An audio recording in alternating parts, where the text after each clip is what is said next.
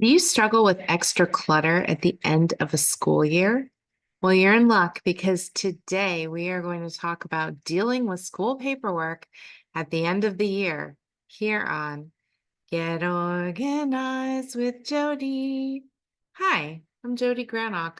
I'm a certified professional organizer with over 15 years in the field, and paperwork is my number one requested job. Paperwork comes in all different sizes and all different types. But one type of paperwork that can be particularly challenging for my clients is what to do with all of that school work at the end of the year. So that's what today's video is going to discuss. So school's out, your children couldn't be happier, but what about that mountain of school paperwork and art projects that have grown steadily throughout the year? In this video, we're going to teach you how to cut through the clutter, preserve a few cherished memories from the school year. So the first step is to schedule some time to review. So pick a day close to the end of the school year before your student disappears into those hazy days of summer. And the key is to work together so that you can teach your child organizational skills. You can even offer a reward for completing this project with you, like going out for lunch or to a movie. The second step is to sort your papers into piles by subject. So have your child gather up all their paperwork from their binders, their folders, their bedroom, backpack, wherever they have paperwork, and designate a spot for each subject. And designate a recycling pile for papers that you no longer need. Step 3 is to look for diamonds in the rough. Now, most homework and assignments and notes are disposable after the school year is over. But you can look for treasured moments from the school year, such as a good grade on a test that the subject matter was particularly challenging to master, or a program from the school play that you were involved in, or a favorite essay from English class with complimentary notes from the teacher written in the margins. Step 4 is to keep the best and recycle the rest.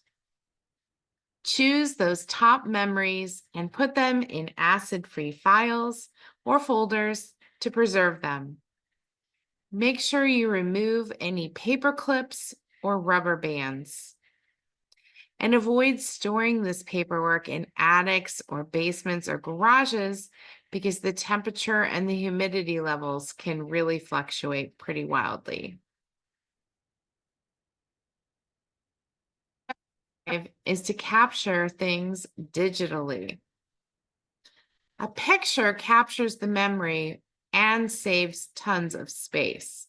So if you have large school items like artwork, dioramas, science fair projects, and more, take a photograph of the project while it's still in pristine condition with your child and store the photos with the other school treasures from the year.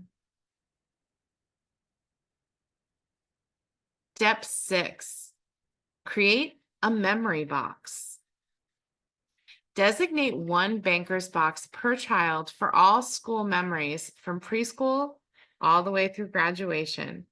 And at the end of each school year, place favorite schoolwork and other memorabilia from that year in the box. If the box fills too quickly, go through the contents and do a little bit more weeding. But the idea behind this memory box is that when your child graduates, you have one box with all their school memories that is very easy for them to take with them. Or if you store it for them temporarily, it's only one box. Step 7, review and renew supplies. So put away all the school supplies, like the scissors, the pencils, the markers, and start a school supply shopping list for the fall by writing down any items that have been depleted or damaged or destroyed. and then add to that shopping list as needed throughout the summer. I hope this video has inspired you to tackle that potential clutter at the end of the school year so that you can have a fresh start come fall.